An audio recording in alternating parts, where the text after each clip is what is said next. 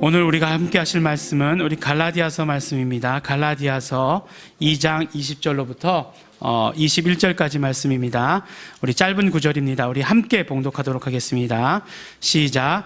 내가 그리스도와 함께 십자가에 못 박혔나니 그런즉 이제는 내가 산 것이 아니요 오직 내 안에 그리스도께서 사신 것이라. 이제 내가 육체 가운데 사는 것은 나를 사랑하사 나를 위하여 자기 몸을 버리신 하나님의 아들을 믿는 믿음 안에서 사는 것이라. 내가 하나님의 은혜를 패하지 아니하노니 만일 의롭게 되는 것이 율법으로 말미암으면 그리스도께서 헛되이 죽으셨느니라. 아멘.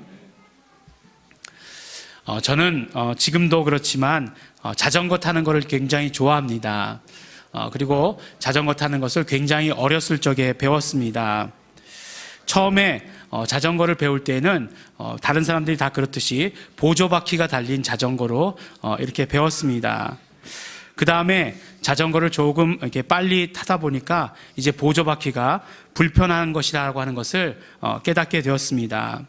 사실 자전거라는 것이 이렇게 왼쪽으로 회전할 때는 왼쪽으로 기울어지고 오른쪽으로 회전할 때는 오른쪽으로 기울어져야 되는데 보조바퀴가 달려 있으면 그게 잘 되지 않습니다. 그래서 오히려 더 위험해지게 됩니다. 그래서 그 다음 단계로 이 보조바퀴를 떼어버리고 자전거를 탔습니다.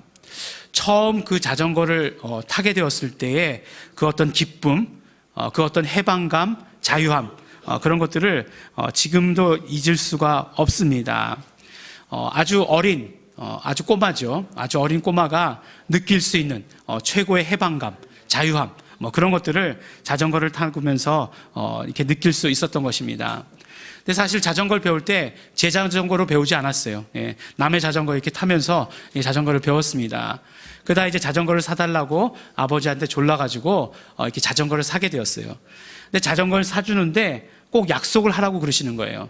무슨 약속이냐면 꼭 아파트 단지 안에서만 타겠다고 약속을 하라는 거예요. 그래서 무슨 약속인들 못하겠습니까? 그래서 약속을 했습니다. 그래서 아파트 안에서만 처음에는 자전거를 탔어요. 근데 제가 살던 아파트가 지금처럼 그렇게 큰 단지 아파트가 아니에요. A동, B동, C동밖에 없는 아파트였어요. 그러니까 그 마당이 얼마나 좁았겠습니까? 그래서 이렇게 계속 거기만 타다가 이제 넓은 세상을 나가보자라고 이렇게 생각을 하게 된 거예요. 근데 저희 집 앞에 그때 테헤란로가 있었습니다. 근데 테헤란로가 굉장히 넓은 길이잖아요. 지금도. 그때도 그렇게 넓은 길이었어요. 근데 그 넓은 길에 지하철 공사, 2호선 지하철 공사 하기 전이에요. 전에 어떻게 되어 있었냐면 이렇게 중앙 분리대가 있는 게 아니라 옆에 이렇게 중앙 분리대가 좌우에 있고 그 옆에가 자전거 도로였어요. 그게 자전거 길이 있었습니다. 그러니까 자전거 길이 이렇게 잘 돼 있는데 거기를 안 탄다는 게 말이 안 됐잖아요. 그래서 이렇게 몰래 한 번씩 나갔다 오곤 했었습니다. 그런데 이게 이 자전거를 타면서 이렇게 우리가 보면 이 자전거라는 게 굉장히 효율적인 교통수단이에요. 그렇잖아요. 바퀴가 2개밖에 없는데 굉장히 잘 가지 않습니까? 그리고 또 정말 그 바퀴가 2개밖에 없기 때문에 오히려 저항도 잘 없다고 하는 것이에요. 하지만 문제가 하나 있어요. 그게 뭐냐면 바퀴가 오히려 2개밖에 없기 때문에 균형을 맞춰야 된다는 거예요. 균형을 맞춰야 된다는 것입니다. 그렇기 때문에 우리가 균형을 맞추기 위해서 해야 되는 일이 꼭 한 가지가 있어요. 그게 뭐냐 하면 계속해서 페달을 밟아야 되는 거예요. 계속 앞으로 가야만이 균형을 맞출 수 있습니다. 제가 이제 우리 2 아들과 그 다음에 이제 사모에게 자전거를 가르쳤습니다. 근데 자전거를 가르칠 때 제일 무서워하는 게 뭐냐면 페달을 계속 밟는 걸 무서워해요. 왜냐하면 페달을 계속 밟으면 자전거 속도가 빨라지니까 그럼 무서워지는 거예요. 그래서 안 밟습니다. 그러면 어떻게 돼요? 넘어져요. 넘어집니다. 그렇기 때문에 뒤에서 자전거 그 뒤를 잡고서 계속 따라가면서 하는 말이 뭐냐면 계속 페달을 밟아야 돼. 이 말만 계속했던 것으로 제가 기억이 납니다. 계속해서 앞으로 전진해 나아갈 때 우리는 자전거를 통해서 주는 어떤 그런 자유함, 해방 같은 것들을 누릴 수 있는 것입니다. 그래서 자전거를 탈 때마다 느끼는 것은 무엇이냐? 바로 전진을 통한 자유. 이런 것들을 느끼게 되는 거죠. 오늘 우리가 함께 읽은 이 본문 말씀은 사실 그 배경이 되는 사건이 있습니다. 우리가 그 배경이 되는 사건이 무엇인지 이해하면 오늘 말씀을 훨씬 더 잘 이해할 수 있게 되는 것입니다. 바로 안디옥 사건이라고 부르는 안디옥 사건. 안디옥 사건이라고 사람들 이야기하는 그 어떤 베드로의 행동과 관련된 것이 바로 오늘 말씀의 배경이 되는 그런 말씀입니다. 오늘 말씀은 그래서 11절로부터 21절까지가 하나로 된 그런 말씀이에요. 이 11절 보면 이렇게 말씀하고 있죠. 게바가 안디옥에 이르렀을 때에 책망할 일이 있기로 내가 저를 면책하였노라 라고 이렇게 말씀하고 있습니다. 그러니까 11절 말씀에 베드로가 뭘 잘못했다는 거예요. 그래서 사도 바울이 베드로 사도를 향해 가지고 뭔가를 책망했다라고 이렇게 이야기하고 있습니다. 근데 12절에 자세한 이야기가 나오죠. 12절에 뭐라고 말씀하시냐? 야고보에게서 온 어떤 이들이 이르기 전에 게바가 이방인들과 함께 먹다가 저희가 오매 그가 할례자들을 두려워하여 떠나 물러가매라고 이렇게 이야기합니다. 바로 무엇을 했냐면 이 베드로가 이제 이방인들과 함께 식사를 하고 있었다는 거예요. 이방인과 함께 식사를 하고 있었는데 야고보에게서 온 사람들, 그러니까 예루살렘에서 온 사람들이죠. 예루살렘에서 온 사람들이 도착한다라고 하는 그 이야기를 듣고 그 자리를, 식사 자리를 피했다라고 이렇게 이야기를 하는 것이에요. 그것을 보고서 바울이 참지 못하고 베드로를 책망했다라고 이렇게 말씀하고 있는 것입니다. 그러니까 사실 보면, 성경을 보면 베드로는 이방인들에 대해서 그렇게 배타적인 그런 사람이 아닙니다. 예루살렘에 있던 사람들과 같이 그렇게 꼭 율법을 지켜야 한다라고 이렇게 주장했던 사람은 아니에요. 사도행전에 보면 아주 그냥 유명한 회의가 나오는데 그 회의가 무엇이냐면 바로 예루살렘 회의라고 이름이 붙여진 그런 중요한 회의가 있었습니다. 근데 그 회의의 내용이 무엇이었냐면 이제 그 유대인 중에서 예수님을 영접하게 된 사람들이 뭐라고 이렇게 이야기하냐면 이제 이방인들이 예수님을 믿게 되었어요. 그럼 그 사람들에게 가서 뭐라고 얘기하냐면 율법을 지켜야 구원이 있다라고 얘기하는 거예요. 예. 그러니까 뭐 예수님을 믿게 되었으면 당연히 율법을 지켜야 된다, 이 정도로 그치는 것이 아니라 율법을 지켜야만 구원이 있다라고 이렇게 이야기를 하는 것이에요. 그러니까 어떻게 되었겠습니까? 이방인의 사도였던 사도 바울이 굉장히 화가 났던 거죠. 그래서 이제 예루살렘 교회를 찾아가게 되는 것입니다. 그때에 사도 바울을 변호하면서 도와줬던 사람이 누구냐? 바로 베드로예요. 베드로가 그랬습니다. 왜 그랬냐 하면, 왜 베드로가 사도 바울의 편을 들어줬냐면 베드로에게도 그와 비슷한 경험이 있었기 때문에 그래요. 이제 우리가 사도행전을 읽다 보면 이제 사도행전 9장에 바로 사도 바울이 회심하는, 사울이 바울 되는 그런 사건이 기록되어 있습니다. 그리고 이제 10장을 넘어가면 베드로의 이야기가 나오는데 그때 등장하는 한 사람이 있어요. 어떤 사람이 등장하냐면 바로 고넬료라고 하는 사람이 등장합니다. 고넬료는 백부장이었다라고 이렇게 얘기해요. 그러니까 군인이었죠. 또 군인이었으면 어떤 사람이죠? 바로 이방인이죠. 이방인입니다. 고넬료라는 사람이 이방인임에도 불구하고 어떤 사람이었느냐? 하나님을 경외하던 그런 사람이었다라고 이렇게 말씀하고 있어요. 하나님께서 이 사람에게 역사하셨습니다. 그래서 뭐라고 얘기하냐면 베드로를 만나라 라고 이렇게 말씀하신 거죠. 그리고 그러면 베드로를 만나라 그러면 어떻게 베드로를 만나겠습니까? 베드로가 어디 있는지까지를 말씀해 주시는 것이에요. 지금 욥바라고 하는 곳에 있고 그 피장 그 시몬의 집에 있다라고까지 이렇게 이야기를 합니다. 그래서 이 백부장이 하인을 보내 가지고 급히 베드로를 불러오게 합니다. 그런데 고넬료에게만 이런 일이 일어났냐? 아니에요. 베드로에게도 동시에 똑같은 일이 일어납니다. 무엇이냐면 이제 베드로가 이제 그 기도하려고 하는데 갑자기 졸음이 쏟아져요. 예. 우리 이런 경험들 많으시죠? 예. 기도하려고 하는데 갑자기 졸음이 쏟아져요. 뭐 어떡합니까? 예. 사랑하는 자에게 잠을 주신다. 예. 그러는 거죠. 그래서 이제 실컷 이제 자는 거죠. 그러다가 하나님, 내가 깨어있을 때도 나의 하나님, 잘 때도 나의 하나님, 예. 자면서도 나는 기도합니다. 이렇게 기도하는 거죠. 예. 근데 꿈 중에서도 가장 좋은 꿈, 무슨 꿈이죠? 예, 먹는 꿈을 꾸게 되는 거예요. 먹는 꿈을. 예, 정말 큰 그릇 같은 것이 내려왔다, 이렇게 얘기합니다. 이게 뭐 한국적인 상황으로 조금 바꿔서 이렇게 생각해 본다라고 한다면, 큰 상이 그냥 하늘에서부터 이렇게 뚝 떨어지는 것도 아니고 천천히 내려오는 거죠. 정말 진수성찬이 차려져 있는 그런 생각을 하게 되는 큰 상이 이렇게 쭉 내려오게 되는 것입니다. 정말 얼마나 기대가 되었겠습니까? 그런데 그 상에 있는 그 음식물들을 보자 금방 실망하게 되는 것입니다. 왜 실망하게 되냐면 바로 그 음식물들을 보니까 유대인의 법으로는 먹지 못할 것들만 다 차려져 있는 거예요. 그 큰 그릇 안에 먹지 못할 것들만 다 차려져 있는 거예요. 그 유대인의 율법 가운데 먹지 못하는 것 너무나 많지 않습니까?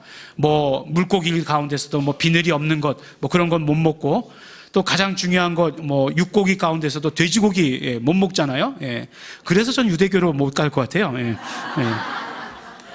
뭐 지금 이슬람교들도 보면 돼지고기 같은 것들 못 먹고 또 피도 먹으면 안 되니까 뭐 이렇게 하지 않습니까? 그런데 그런 것들만 이렇게 가득 있었다라고 하는 것이죠. 그러면서 뭐라고 얘기하시냐면 베드로가 실망하니까 음성이 들립니다. 하나님께서 깨끗하다 하신 것을 네가 속되다 하느냐라고 하시는 음성이 이렇게 들려오시는 거예요.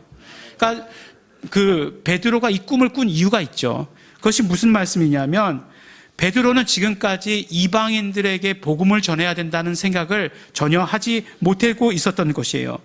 그런데 하나님께서 이러한 꿈을 통해서 환상을 보여주심으로 말미암아 바로 하나님의 관심이 유대인들에게 뿐만 아니라 이방인들에게도 있다라고 하는 것을 말씀해 주신 것이죠. 근데 이 꿈을 꾸고 나자 깼는데 어떻게 되죠? 고넬료가 보낸 사람이 도착한 것이에요. 그리고 이제 고넬료가 보낸 사람을 따라서 고넬료에게로 갑니다. 그리고 예수님의 복음을 증거했어요. 그러니까 복음을 증거하고 나니까 어떻게 됐습니까? 성령님께서 임재하신 거예요. 성령님께서 임하셨습니다. 정말 베드로는 깜짝 놀랐을 거예요. 정말 이들에게 복음을 전하고 나니까 아니 이들이 비록 이방인이라 할지라도 성령님이 임하시구나 하는 것을 보게 되었던 것이에요.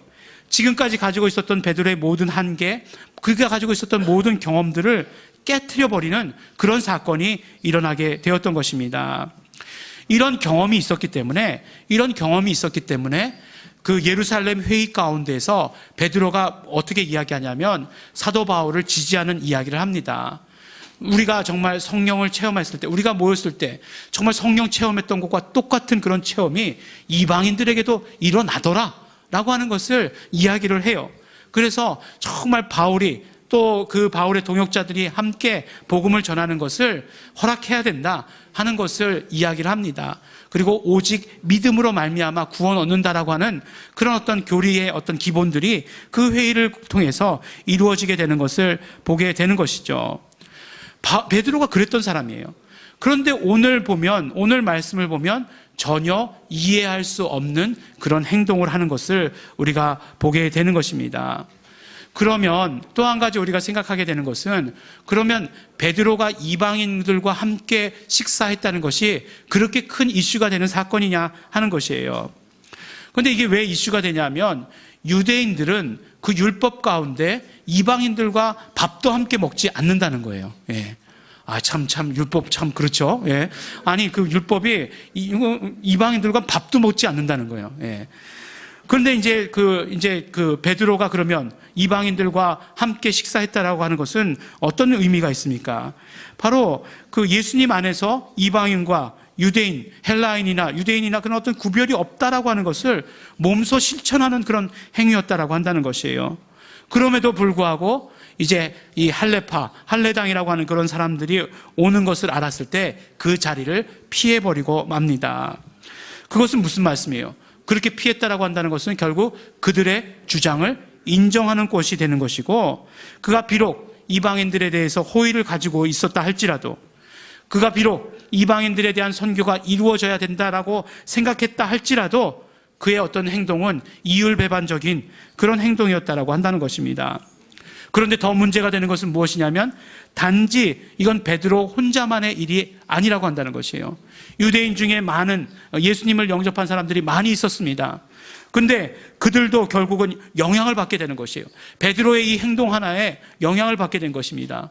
그리고 더 사도 바울에게서 참을 수 없었던 것은 무엇이냐면 사도 바울의 동역자였던 바나바까지도 그 영향을 받았다라고 한다는 거예요.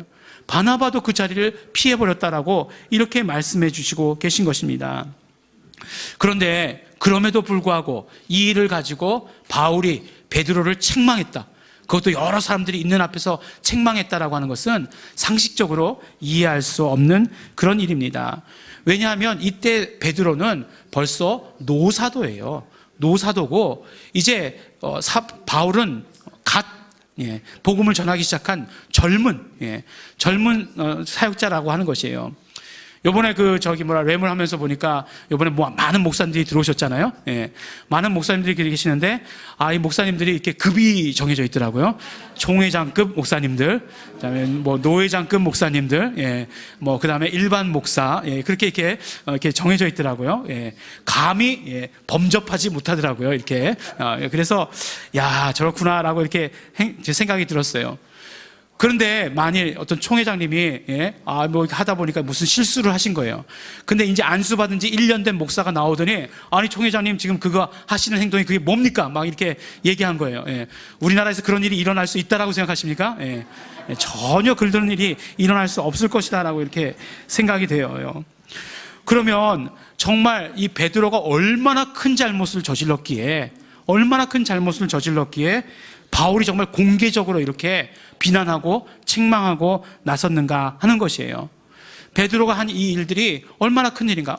밥 같이 먹다가 조금 자리 좀 피했다고, 그게 무슨 큰 일인가라고 하는 것을, 그것이 어떤 의미인가 하는 것을 우리가 살펴보아야 될 필요가 있는 것입니다. 바로 이것은 우리 신앙생활에 있어서 무엇이 중요한가 하는 것을 우리에게 말씀해 주시는 것이에요. 살펴보면 우리는 생각하기를 그냥 좋은 게 좋은 거다라고 생각하는 경우가 많이 있습니다. 특히 제 성품이 그래요. 저는 그냥 좋은 게 좋은 거예요. 큰 소리 나는 거 싫고요.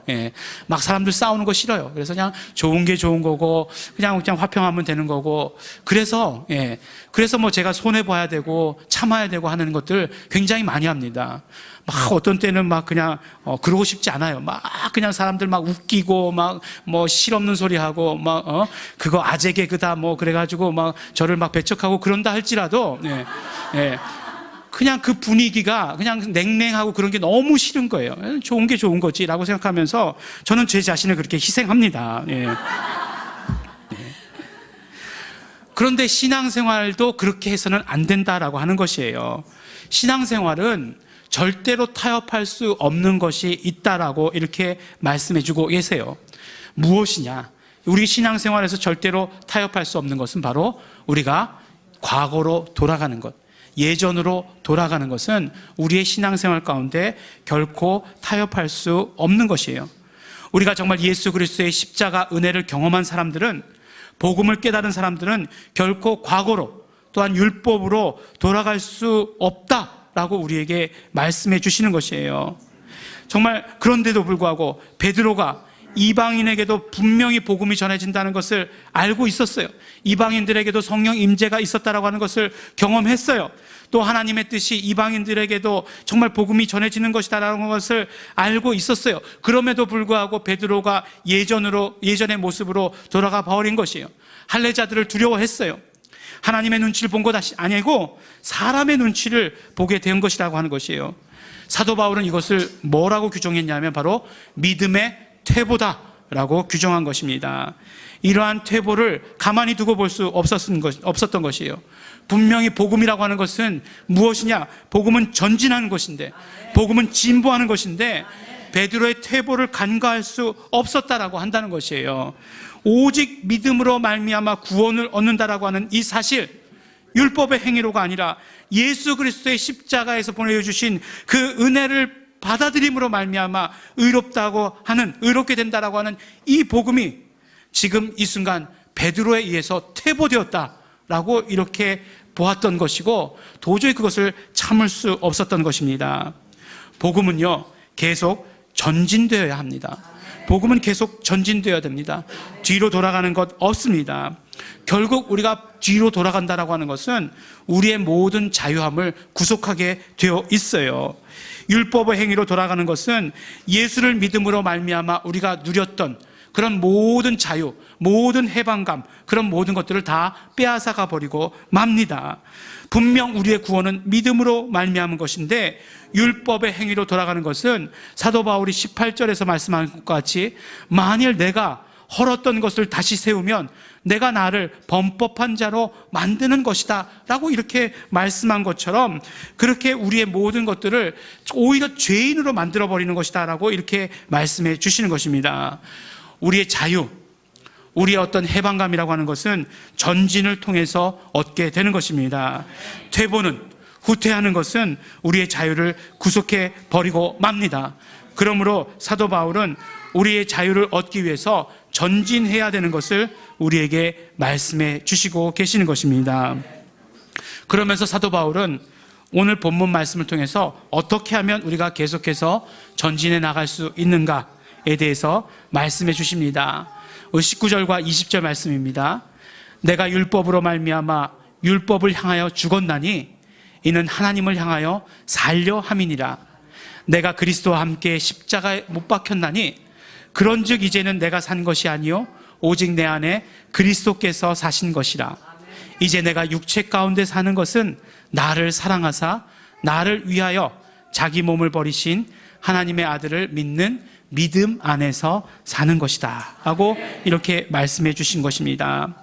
이 말씀 무슨 말씀입니까? 이 말씀 바로 우리가 과거로 돌아가지 않기 위해서 내가 내 과거의 삶을 죽여야 한다는 것이에요. 예수님의 십자가에 과거의 나의 모습을 다 달아 놓아야 한다는 것입니다.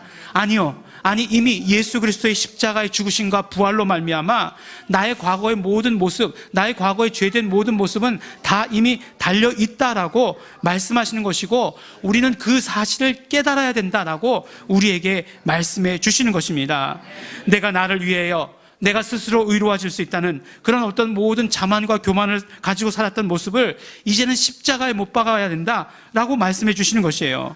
과거의 내 삶을 죽이고 나면 이제 새로운 삶을 경험하게 되는 것이에요. 내가 사는 것이 아니고 오직 내 안에 그리스도 예수께서 사시게 되는 그런 삶을 경험하게 된다 말씀해 주시는 것입니다.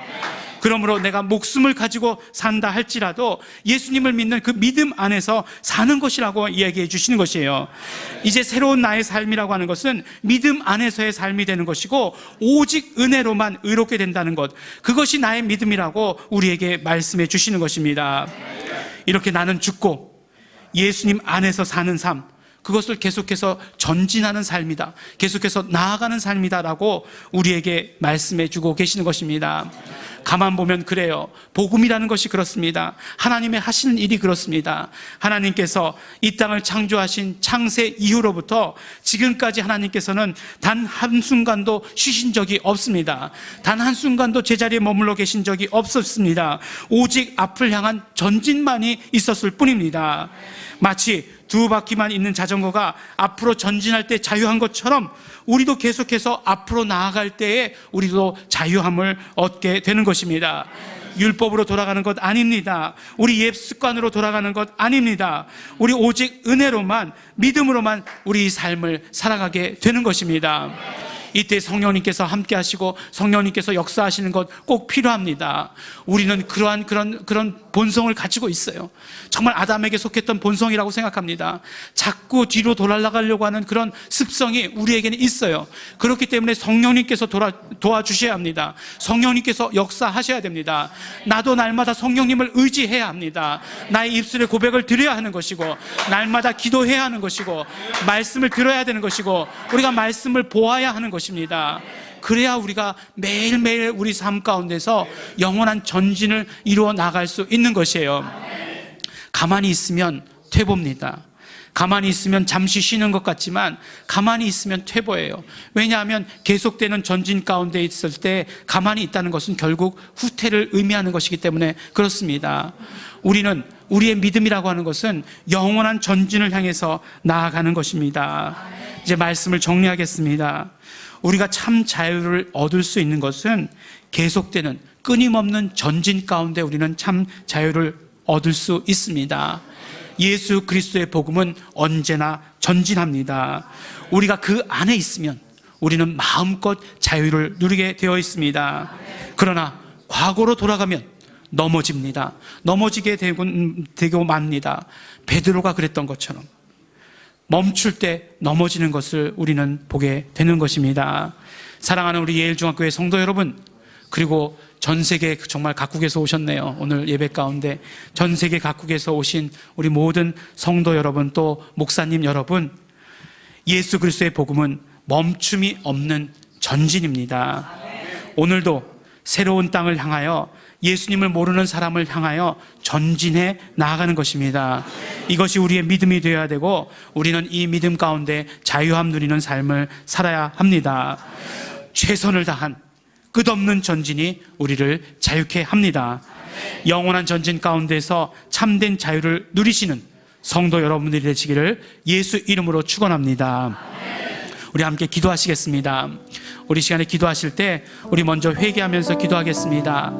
우리가 정말 어떤 면으로 은혜 받았다라고 하면서도 우리 현실 가운데 안주하려고 했던 우리의 모습들 바라보게 됩니다. 이 모든 모습들이 다 퇴보인 것을 오늘 말씀을 통해 깨달았습니다. 내가 정말 전진하기를 원합니다. 성령님이셔 도와주시옵소서. 성령님이셔 계속해서 우리의 믿음의 전진이 있게 하여 주시옵소서. 성령님 소원합니다. 다 같이 회개하시면서, 소원하시면서, 결단하시면서 통성으로 기도하시겠습니다.